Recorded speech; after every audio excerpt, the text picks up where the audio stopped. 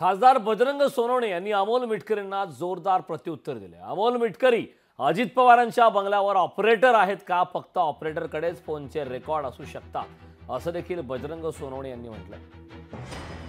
ऑपरेटरला उत्तर देणे हे खासदार म्हणून माझे काम नाही। राजकारणापलीकडे काही विषय असतात, मात्र हे राजकारणावर का आणतात हे समजत नाही असं देखील बजरंग सोनवणे यांनी म्हटलं। दरम्यान बजरंग सोनवणेंनी अजित पवारांना फोन करून मला मदत करा अशी विनंती केल्याचा दावा अमोल मिटकरींनी का केला होता, त्याला बजरंग सोनवणेंनी जोरदार उत्तर दिले। राज्याचे उपमुख्यमंत्री आदरणीय अजितदादा गोरगरिबांचे कष्टकऱ्याचे काम सातत्याने करत असतात आणि त्याच अनुषंगाने बीड मधल्या एका बप्पांचा दादांना सकाळी फोन गेला आणि दादा आता मला संकटातून वाचवा आणि त्या अनुषंगानेच मी ते ट्विट केलंय।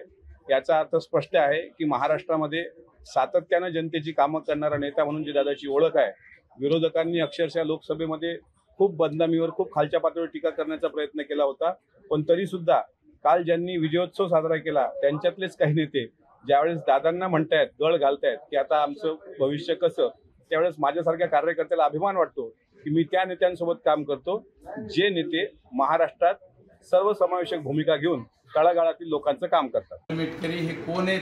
अजितदादाच्या बंगल्यावर एखाद्या ऑपरेटर कमी म्हणतोय नाही, मला माहित नाही ना, आपण विचारलं पाहिजे अमोल मिटकरी कोण आहे।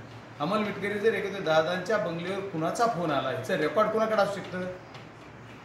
ऑपरेटर म्हणून मी म्हणलो की ऑपरेटर आहेत का, मला माहित नाही कोण अमोल मिटकरी। तर अमोल मिटकरी हे मी काय एवढं कुठलं दिग्गज नाव कुठलं बघितलं नाही की जे ट्विट करू शकतं त्याची दखल घ्यावं लागतं। दखल पात्र माणसाची दखल घ्यावी, त्याच्यामुळे दखल घ्यायच्या विषयातला येत नाही।